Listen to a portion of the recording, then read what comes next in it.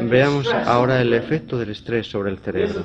Aquí tenemos un cerebro, aquí tenemos la parte frontal del cerebro, el córtex prefrontal, el director, el ejecutivo principal del cerebro. Aquí es donde se toman las decisiones más importantes. Y esta es la parte posterior del cerebro, responsable de la percepción.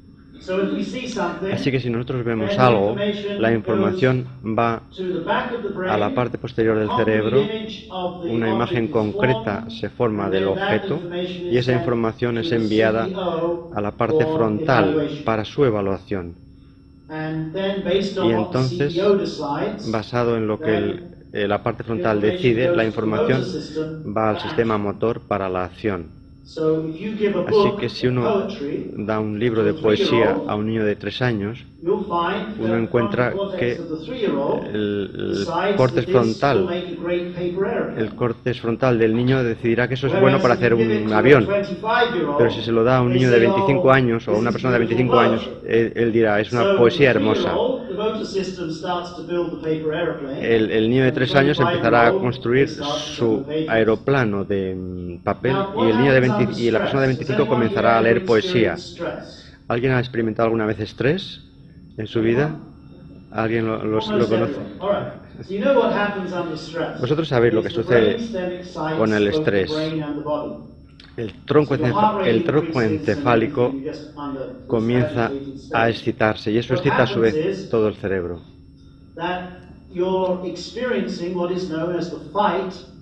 Uno experimenta esa respuesta de lucha o huida, algo muy útil, porque en la respuesta de huida o lucha la información es enviada directamente al sistema motor. Si uno sale de esta conferencia hoy y hay un coche que viene hacia ti a 200 km por hora, esa información va directo al sistema motor y uno da un salto para escapar de eso. No es el momento para que la información vaya ahí y uno comience a analizarla, si está viniendo a 200 kilómetros o a 150, si es azul, si es verde, o si está bebido, o que uno no sobrevivirá si comienza a pensar. Así que uno tiene que hacerse seguro, uno tiene que asegurarse de que eso funciona, pero cualquier cosa que uno experimenta cambia tu cerebro, cambia el cerebro. Y si uno está bajo el efecto del estrés crónico, entonces la respuesta de lucha y huida está siendo ocupada permanentemente. Y eso lo que hace es hacer que el córtex prefrontal no sea usado. Y este canal del cerebro se desarrolle a costa de este otro. Y el resultado es una estrechez de visión, un comportamiento corto de miras y un comportamiento muy instintivo, muy impulsivo. Probablemente habéis encontrado mucha gente así. Hay muchas prisiones llenas de gente así. Probablemente habéis visto en la televisión un juicio en el que el abogado defensor está hablando con el juez y el abogado le dice al juez: mi cliente tuvo una infancia muy difícil. A los 3 años sucedió esto y a los 4 aquello, cualquier cosa que sucedió. Lo que el abogado está diciendo es que mi cliente experimentó mucho estrés en su infancia y ese estrés creó un cerebro como este y ahora mi cliente tiene esto, estrechez de visión y comportamiento inadecuado y por eso hizo esa cosa equivocada, estúpida y está ahora aquí ante el juez. Así que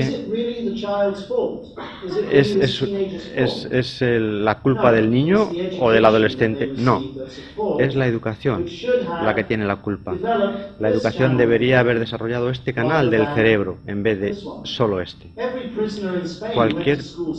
Cualquier prisionero en España fue a la escuela, pero la escuela fue incapaz de desarrollar su potencial total. Así que veamos algo más que mencioné antes. Esta es la última diapositiva negativa. Esto es un escáner, una tomografía, y está observando la actividad del cerebro. Esto es un cerebro normal, llamado normal. Pero si vemos un cerebro estresado, y uno puede estresar su cerebro de muchas maneras, como muestra la investigación. Aquí veo un cerebro estresado por el alcohol y las drogas, y veis esas lesiones funcionales en el cerebro. Y estas lesiones funcionales se encuentran sobre todo en el área prefrontal del córtex. Así que cuando un adolescente está tratando de liberar estrés a través del alcohol, está dañando más su cerebro. ¿Y qué produce eso? Pues corteza de miras, problemas de impulsividad.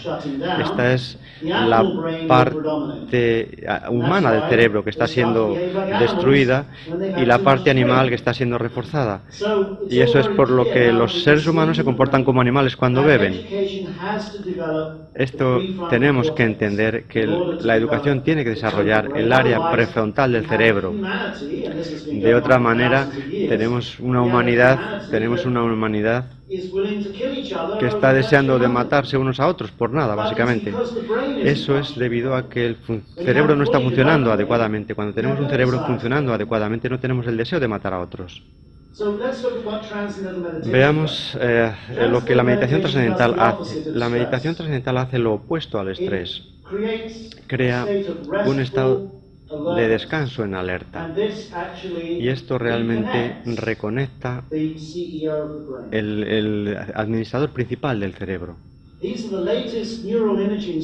Estos son unos estudios recientes del cerebro durante la meditación trascendental, la práctica de la meditación trascendental.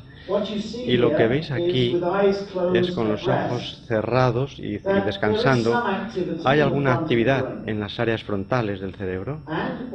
Y también veis que hay actividad en el tálamo. Y lo veis aquí muy claramente, actividad en el tálamo y algo de actividad en la parte frontal. Durante la práctica de la meditación trascendental veis que hay más actividad en la parte frontal del cerebro, de forma que la parte frontal está siendo avivada y hay menos actividad en el tálamo. Y esto es un descubrimiento increíble porque hace unos 30 y tantos años, cuando el primer estudio sobre la meditación trascendental se publicó en la revista Ciencia, la investigación describió el estado de la meditación como un estado de alerta en descanso profundo. Ahora, en los últimos 2 años, hemos sido capaces de ver lo que ocurre dentro del cerebro durante la meditación trascendental. Y lo que vemos aquí es un aumento de alerta y un tálamo que se está calmando. Eso da lugar a un mayor descanso en la fisiología. El tálamo está disminuyendo la actividad fisiológica. Esta es la firma del descanso en alerta. Y lo que sucede también es que todo el cerebro comienza a funcionar más coherentemente. Cuando los científicos ven la coherencia del cerebro, ven alta coherencia alfa, veis que todo el cerebro comienza a funcionar mucho más coherentemente. Estas agujas, estos usos comienzan a extenderse desde la parte posterior a la parte frontal del cerebro. En el cerebro de una persona normal entre comillas, porque no es realmente normal, es un cerebro fragmentado. Aquí vemos un cerebro normal, entre comillas, y podéis ver que en la parte frontal del cerebro aquí no está haciendo lo mismo que hace la parte posterior o la parte central del cerebro. Este es un cerebro fragmentado. Es como una orquesta antes de que llegue el director. Todos los instrumentos están haciendo su sonido por su lado, cada uno. Aquí veis a alguien que está practicando la técnica de la meditación trascendental por 5 años. Y lo que quiero enfatizar aquí es que estos dos gráficos, están tomados fuera de la meditación, en la actividad. Y lo que veis es que este cerebro es completamente coherente. La parte anterior y posterior están haciendo exactamente lo mismo. Este es un cerebro en el que el director está trabajando y todo está trabajando en coherencia.